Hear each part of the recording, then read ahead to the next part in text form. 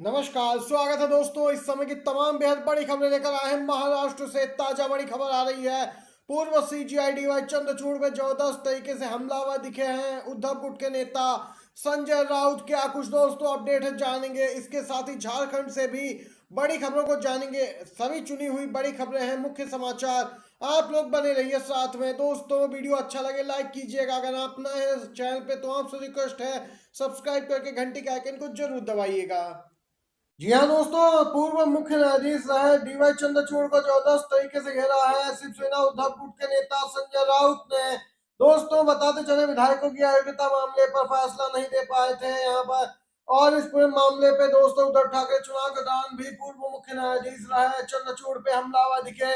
इसके साथ ही उद्धव गुट के नेता संजय राउत ने कहा कि इतिहास चंद्रचूड़ साहब को कभी माफ नहीं करेगा। उनका नाम काले स्याही में लिखा जाएगा। इतिहास के पन्नों में देख सकते हैं दोस्तों, हार के बाद जबरदस्त तरीके से हमलावर दिखे हैं। और आपको बताते चले, 3 माह के अंदर एकनाथ शिंदे और अजीत पवार गुट के विधायकों का विलय भारतीय जनता पार्टी में हो जाएगा और ये दोनों मुंह ताकते रह जाएंगे, यह भी कहना है। इसी के साथ दोस्तों आपको अगली अपडेट में बताते चले, जो कि खबर महाराष्ट्र से ही सामने निकल के आ रही है।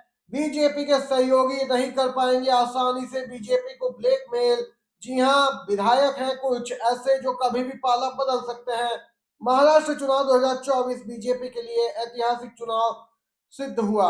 इस चुनाव में प्रत्यक्ष रूप से तो बीजेपी के 132 उम्मीदवार जीते हैं, लेकिन अप्रत्यक्ष रूप से देखें तो बीजेपी के उम्मीदवारों की संख्या 145 से अधिक हो गई है दोस्तों। अर्थात बीजेपी राज्य में अपने दम पर सरकार बनाने में सक्षम हो गई है। कहा जा रहा है कि इस जीत के बाद एकनाथ शिंदे और पवार भाजपा को ब्लैकमेल नहीं कर पाएंगे। हालांकि राज्य में बीजेपी शिवसेना शिंदे गुट और एनसीपी अजीत गुट के नेतृत्व वाली महायुति सरकार यहाँ पे दोस्तों काबिज है। आपको बताते चले, परिणाम घोषित होने के बाद मुख्यमंत्री के नाम पे चर्चा तेज हो गई है दोस्तों। 16 सीटों पर बीजेपी ने अपने कार्यकर्ता उतार दिए। शिंदे और अजीत गुट की टिकट पर उतारे अपने प्रत्याशी। जी हां, बताया जा रहा है कि कई ऐसी सीटें हैं जिनकी संख्या 16 है और इनमें से 13 उम्मीदवार चुनाव जीतने में सफल हुए हैं, जिन्हें अप्रत्यक्ष रूप से बीजेपी का ही विधायक कहा जा रहा है। दोस्तों गौरतलब है कि विधानसभा चुनाव में बीजेपी के कार्यकर्ता सिर्फ महायुति में शामिल घटक दलों के टिकट पर ही चुनाव लड़ रहे थे, ऐसा नहीं, बल्कि बीजेपी के कई कार्यकर्ता पूर्व सीएम ठाकरे की शिवसेना के उम्मीदवार बने थे। इस बारे में खुद उप मुख्यमंत्री देवेंद्र फडणवीस ने खुलासा करके सभी को सकते में डाल दिया था। जी हाँ दोस्तों, एक ताजा अपडेट आ रही है। विधानसभा में निराशाजनक प्रदर्शन के बाद महाराष्ट्र से कांग्रेस के लिए एक शानदार खबर आई है। नांदेड़ से लोकसभा उपचुनाव हुआ, जहां पे कांग्रेस के उम्मीदवार को पुनर्गणना के बाद 1457 वोटों से विजेता घोषित किया गया। देख सकते हैं दोस्तों, नांदेड़ सीट पर उपचुनाव हुआ था, कांटे की टक्कर हुई, लेकिन आखिरी राउंड में बाजी पलट गई और कांग्रेस उम्मीदवार की यहाँ पे जीत हुई है। दोस्तों नांदेड़ में आपको बताते चले, एक संसदीय क्षेत्र है, जबकि इसके अंतर्गत 6 विधानसभा सीटें आती हैं। इस लोकसभा सीट पे उपचुनाव भी हुआ।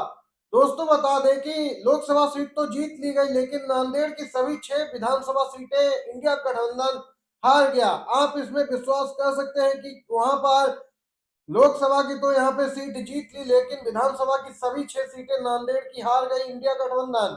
इस प्रकार स्वतंत्र चुनाव हुए हैं दोस्तों। आपकी क्या कुछ राय है दोस्तों? आपको बताते चले, कुंदरकी में जिन लोगों को सरेआम वोट डालने से रोका गया, जिनको वोट यहाँ पे नहीं डालने दिया गया, उनके वोट किसी और ने डाल दिए, वह भी बीजेपी को। वो सब लोग अपनी व्यथा बताने के लिए लखनऊ आ रहे थे। दोस्तों आपको बता दें, उन लोगों को यहाँ कोई सुनवाई नहीं हुई। यहाँ पर मुस्लिम आबादी 60% से ज्यादा है, लेकिन फिर भी बीजेपी उम्मीदवार 1 लाख वोटों से जीत गए। दोस्तों जितने यहाँ पे उम्मीदवार थे, उनमें सिर्फ बीजेपी उम्मीदवार ही हिंदू थे। आपको बताते चले, अखिलेश यादव ने कहा कि इससे भाजपा के चुनावी घपले का भांडाफोड़ हो जाता है, इसलिए बीच रास्ते में जो लोग लखनऊ से मिलने आ रहे थे सीतापुर में, उन्हें पुलिस ने रोक लिया। दोस्तों यहाँ पर बताते चले, चुनाव आयोग और सुप्रीम कोर्ट और मानवाधिकार आयोग और राज्यपाल व देश के सभी समाचार पत्रों न्यूज चैनलों से आग्रह किया है कि इस मामले का संज्ञान ले, निश्चित करें कि वे वोट के अधिकार के लिए जो आवाज उठाना चाहते हैं, कोई अत्याचार ना करे सरकार। देख सकते हैं अखिलेश यादव ने इस पूरे मामले पर जोरदार तरीके से घेरा है योगी सरकार को दोस्तों। कर्नाटक के बेंगलुरु से बड़ी खबर आई है। कर्नाटक के गृह मंत्री जी परमेश्वर ने महाराष्ट्र विधानसभा चुनाव के नतीजों पर कहा कि महाराष्ट्र में बेशक कांग्रेस और महाविकास आघाड़ी ने बहुत बुरा प्रदर्शन किया है। महाराष्ट्र में हमारे कुछ नेताओं ने एक साथ बैठकर विश्लेषण किया और यहाँ पर कर्नाटक के गृह मंत्री परमेश्वर ने कहा कि जो जानकारी मिली है वह बहुत ही आश्चर्यजनक है कि ईवीएम हैक किया गया था, हर निर्वाचन क्षेत्र में नहीं। लेकिन उन्होंने कहा कि मेरा मानना है कि उन्होंने चुनिंदा रूप से ईवीएम हैक किए। दोस्तों आपको बताते चले, संजय राउत भी इस दौरान जबरदस्त तरीके से ईवीएम मामले पे हमलावर नजर आ रहे हैं। संजय राउत ने कहा कि हम निराश नहीं हैं, हम लड़ने वाले लोग हैं, हम बाला साहेब ठाकरे के सिर्फ सैनिक हैं। बाला साहेब ठाकरे साहब ने भी उनके जीवन में ऐसी बहुत हार जीत देखी। हम चुनाव हारे या हमने सत्ता गंवाई, लेकिन उसको लेकर कोई दुख नहीं, हम लड़ते रहेंगे और महाराष्ट्र के खिलाफ जहाँ काम कर रहे लोग हम उनका विरोध करते रहेंगे। यहाँ पे संजय राउत की ये प्रतिक्रिया आई है। दोस्तों ईवीएम पे भी जबरदस्त हमलावर दिखे हैं संजय राउत। दोस्तों आप लोग किसके समर्थन में है? ईवीएम में बैलेट पेपर, अगर आप ईवीएम के साथ हैं तो वीडियो को एक लाइक करके आप अपना समर्थन दर्ज करवा सकते हैं। दोस्तों झारखंड सरकार में होगी कल्पना सोरेन की एंट्री, जीत के बाद सियासी गलियारों में चर्चा तेज। झारखंड की निवर्तमान सीएम हेमंत सोरेन की पत्नी कल्पना सोरेन गांडेय विधानसभा सीट से चुनाव जीतकर पार्टी में एक शक्तिशाली नेता के रूप में उभरी हैं। कल्पना के लिए राजनीति कभी उनकी पहली पसंद नहीं थी, लेकिन ईडी की गिरफ्तारी के बाद जब सोरेन को गिरफ्तार किया गया था, उनकी पत्नी कल्पना सोरेन ने राजनीति में कदम रखा। उपचुनाव के बाद विधानसभा चुनाव में जीत ने इस चर्चा को तेज कर दिया कि क्या सीएम सोरेन की पत्नी कल्पना सोरेन भी नई सरकार की कैबिनेट का हिस्सा होंगी। गौरतलब है दोस्तों, इस विधानसभा चुनाव में अकेले कल्पना सोरेन ने 200 से ज्यादा रैलियां कर पार्टी में एक नया जोश भर दिया और एक ताकतवर चेहरा बनकर जेएमएम में उभरी है कल्पना सोरेन। दोस्तों इसी के साथ अगली खबर की ओर चलते हैं। वायनाड उपचुनाव में प्रियंका गांधी को मिली शानदार जीत। जी हां दोस्तों, पहली बार पहुंची है संसद। इसको लेकर एक ताजा बड़ी खबर आ रही है। यहाँ पर दोस्तों कांग्रेस पार्टी को शानदार जीत मिली है। प्रियंका गांधी उम्मीदवार थी कांग्रेस की ओर से, जहां पर दोस्तों बीजेपी उम्मीदवार तीसरे नंबर पर रही। संसद में पहली बार एक साथ नजर आएंगे राहुल, प्रियंका और सोनिया गांधी।